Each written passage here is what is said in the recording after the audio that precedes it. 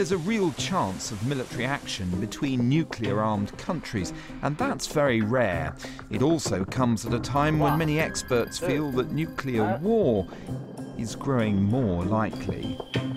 During the Cold War, it would have been the Soviet Union and the United States, both with thousands of nuclear warheads, and if God forbid they'd gone to war, the whole planet could have been destroyed.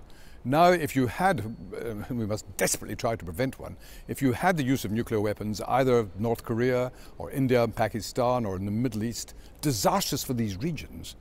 But compared to the Cold War risks at the time of the Cuban Missile Crisis, it wouldn't threaten the very existence of the planet.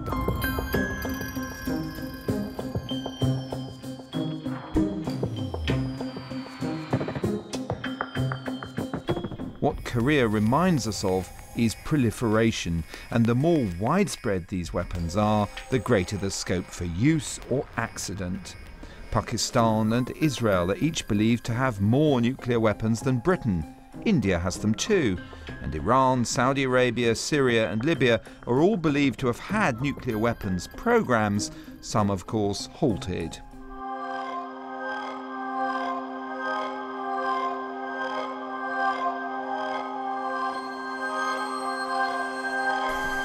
The next threat is what experts call lowering the nuclear threshold. That means to some, their use is becoming more thinkable in circumstances short of global nuclear war.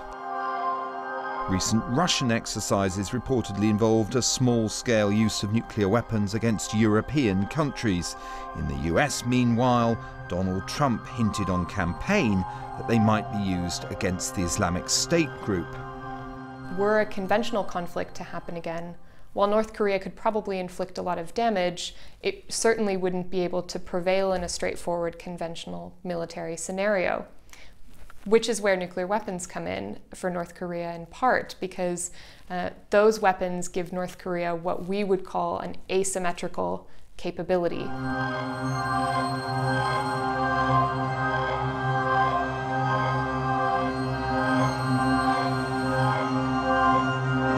Even if wiser heads prevail, what is the scope for accidental nuclear war? Several senior Cold War statesmen campaign on this issue, highlighting concerns that computer glitches or cyber attacks could trigger Armageddon.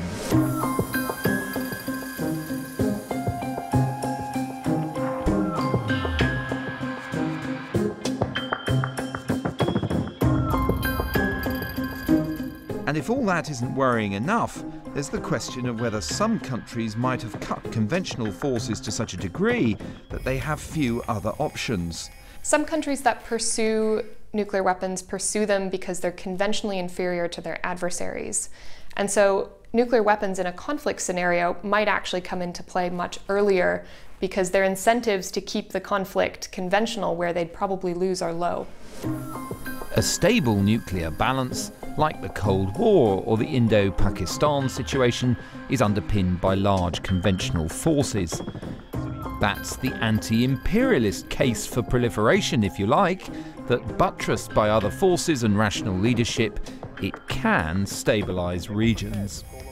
In the case of India and Pakistan, what has happened, and it is disturbing and uncomfortable to acknowledge this, that they went to war. They had real wars 3 or 4 times before they both got nuclear weapons.